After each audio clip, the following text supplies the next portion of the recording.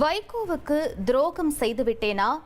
வைகோ எனக்கு விஷம் கொடுத்திருக்கலாம் என மல்லை சத்யா உருக்கமாக தெரிவித்திருக்கிறார். கூடுதல் விவரங்களை எமது செய்தியாளர் ரமேஷ் வழங்க கேட்கலாம். வணக்கம் ரமேஷ், அவர் தெரிவித்திருக்கக்கூடிய விஷயங்கள் என்ன? முழு விவரங்களை பதிவு பண்ணுங்க. வணக்கம். நான் துரோகம் செய்துவிட்டேன் அப்படின்னு மதிமுக பொதுச் செயலாளர் வைகோ கூறியதை என்னால் தாங்க முடியவில்லை. 5 நாட்களாக தூங்காமல் இருக்கிறேன் அப்படின்னு மதிமுக துணை பொதுச் செயலாளர் மல்லை சத்யா அறிக்கை ஒன்றை வெளியிட்டிருக்காரு. அதாவது மதிமுகவுல வைகோ மற்றும் மல்லை சத்யா இடையே ஒரு கருத்து மோதல் அப்படிங்கிறது நடந்துகிட்டு இருக்கு.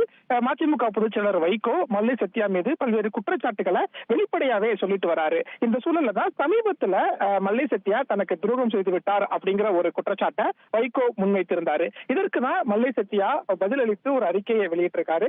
அந்த அறிக்கையில தான் பல்வேறு விஷயங்களை சொல்லியிருக்காரு. குறிப்பா மதிமுகவுல தொடர்ந்து இயங்க வேண்டும் என்ற உணர்வோடு தான் நான் இப்ப வரைக்கும் மதிமுகவுல பயணிக்கிறேன். ஆனா மதிமுகவுல இப்போது ஏற்பட்டிருக்கக்கூடிய அசாதாரண சூழ்நிலைக்கும் தனக்கும் எந்த சம்பந்தமும் இல்லை அப்படின்னு மல்லை சத்யா அந்த அறிக்கையில சுட்டிக்காட்டியிருக்காரு.